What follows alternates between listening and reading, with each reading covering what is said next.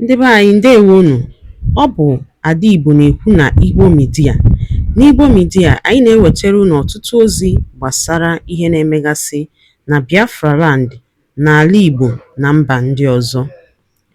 N'ụbọchị nke taata, o nwere ihe bịara n'iru akwụkwọ anyị nke anyị ga-agụpụtara unu n'ụbọchị taa. Anyị gụpụtachaa ya, unu egee ya ka ọha n'uju.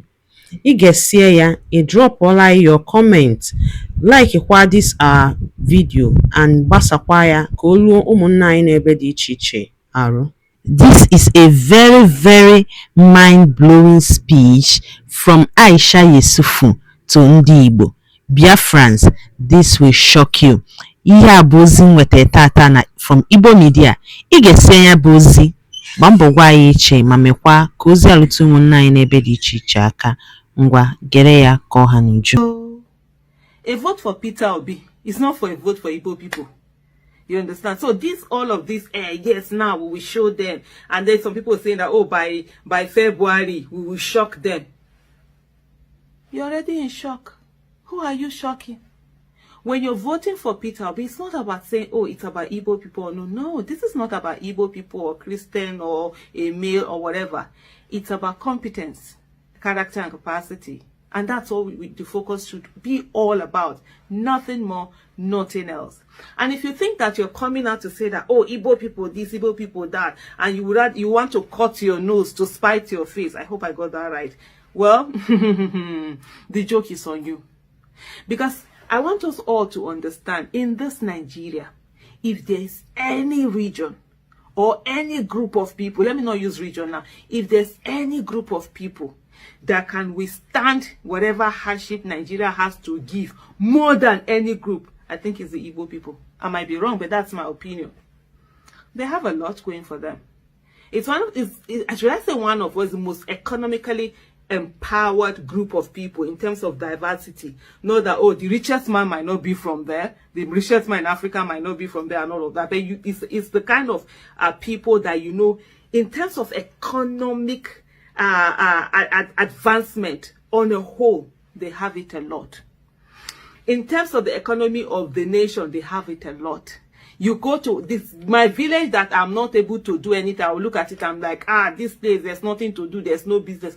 An Igbo man is there, he's doing business and he's thriving very well.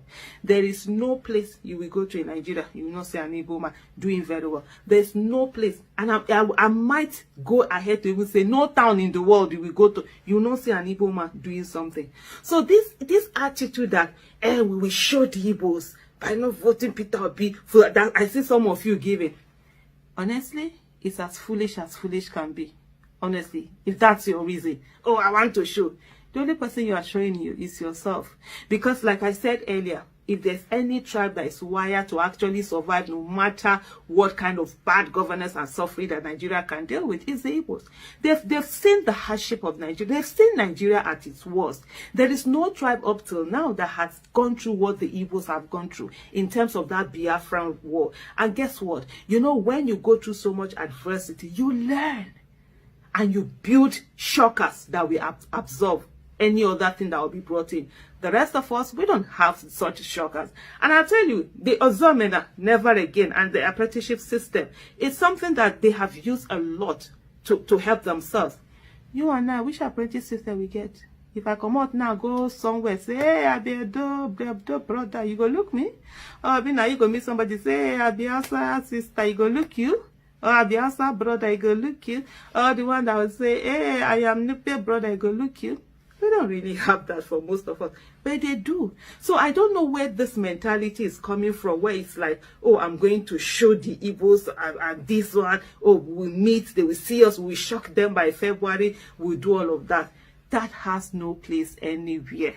So the earlier you sit down and look at your region that right now is being ravaged, right now it's in soup, right now that people are in poverty, right now that people are suffering, because the suffering is the same everywhere, right? Some people are able to have more shock absorber to absorb it than others. So the earlier you focus and vote based on the suffering that you're seeing, based on the poverty you're seeing in wherever it is that you are, that will help more than this arrogance, this sense of entitlement and arrogance that is not going to carry anybody anywhere. And I think every one of us, we need to understand that this is a fight.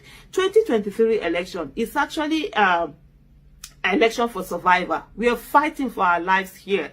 Nigeria is at the worst that it has ever been. And if we make the mistake, it can get worse than this. If we make the mistake of not choosing based on competence, character, and capacity, and whatever you want, your choice is, you have a right to your choice. But hey, let it not be something like, oh, I want to spite this party and not vote. No, let it be whoever you feel is the most competent. I have my own most competent candidate. You can have your own most competent candidate. Let's vote based on that either. But if you say that, oh, you're voting to spite, hey, now we go here and pass. So the people that think you are spiting, they will have their way of surviving. As they hear the suffering, they too. It's not as if the suffering is not everywhere, but they have built a shock absorber to be able to survive the suffering that Nigeria can give, because they have actually seen Nigeria at its most heinous,